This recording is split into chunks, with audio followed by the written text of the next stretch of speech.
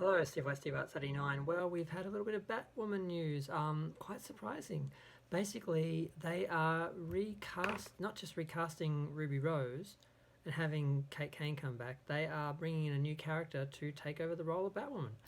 Um, I'm really surprised.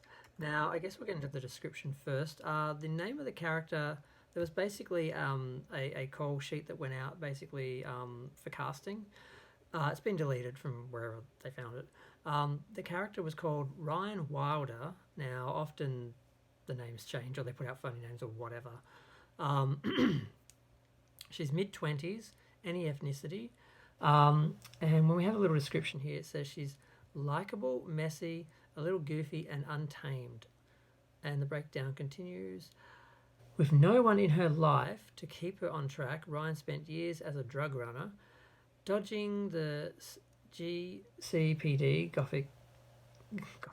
Gotham City Police Department, and masking her pain with bad habits. She was a drug addict. Today, reformed and sober, Ryan lives in a van with her plant, a girl who would steal the milk from an alley cat, or pussy, and could also kill you with her bare hands. Ryan is the most dangerous type of fighter, highly skilled and wildly disciplined.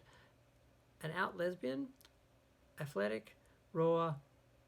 I thought it said authentic the first time. Athletic, raw, passionate, fallible, and very much not your stereotypical all-American hero. Well, that's for sure.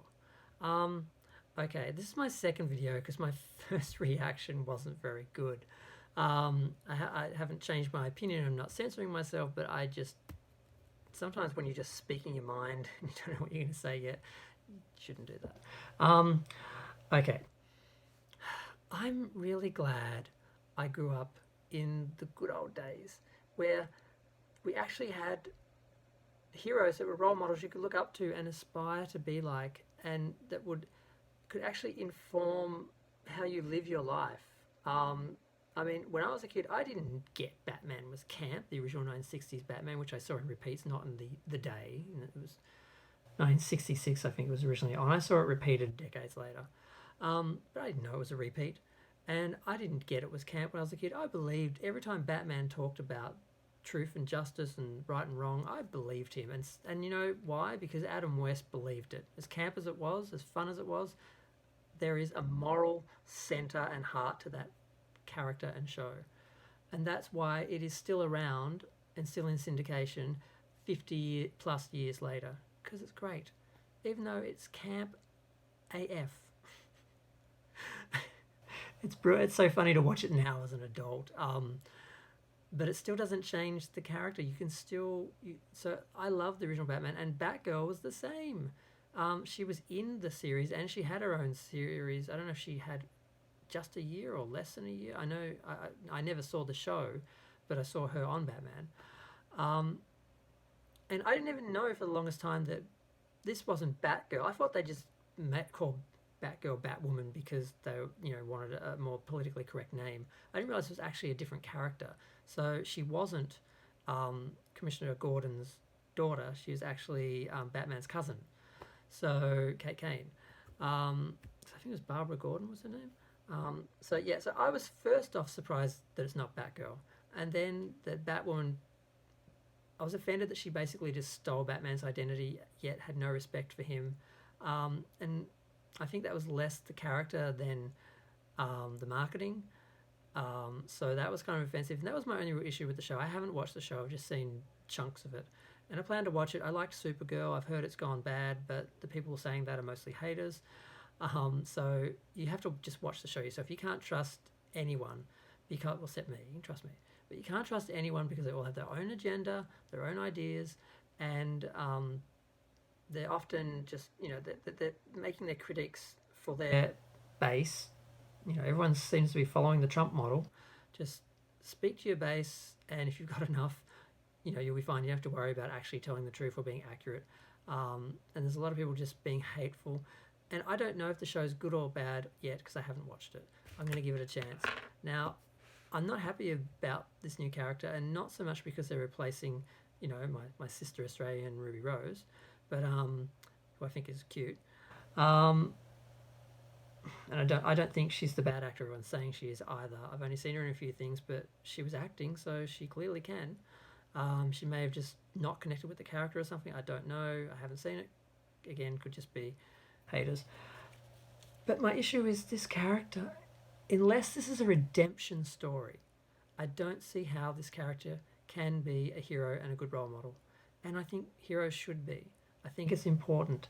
I know there's this push to make all these shows dark and dystopian and relatable and gritty and realistic, and I don't think gritty and realistic and dystopian. I don't think they are realistic. I mean, even in today's climate, and I just don't think they represent people and humanity very well. And I have a fairly conservative view on drugs and alcohol. I have in my family some of those issues, which I have witnessed. So I've witnessed it from the outside, but I have my own experience. I feel like I can speak about it.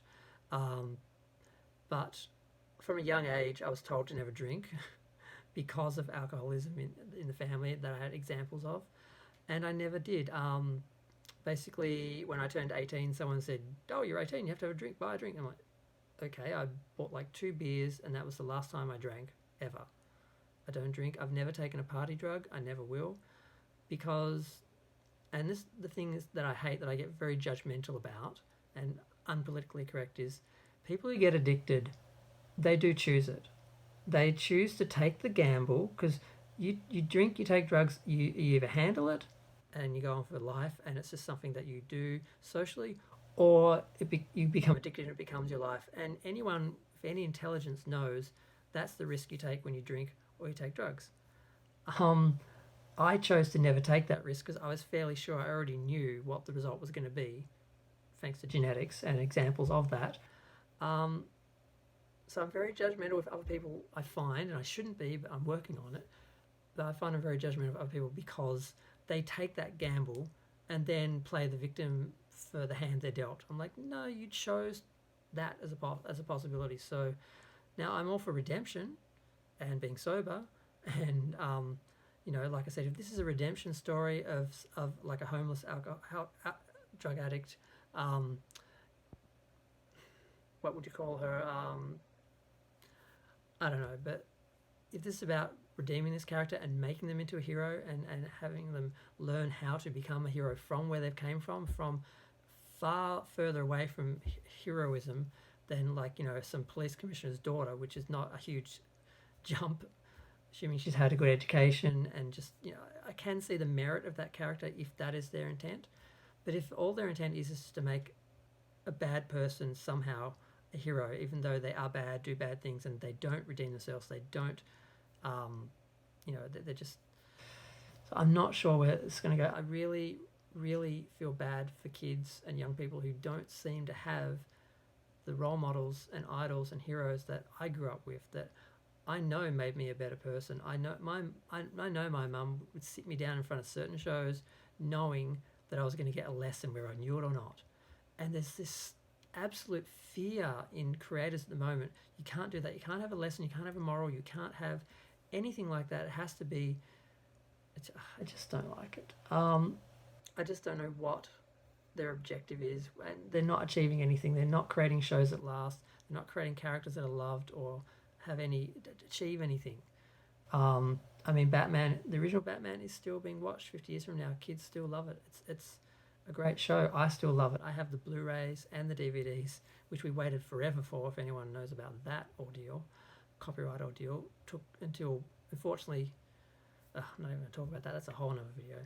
But yeah, so replacing the character, they can have another person stepping into the Batsuit, and I guess that's probably a bit more plausible than trying to recast. Although sometimes they just recast, they don't mention. You can kind of get away with it.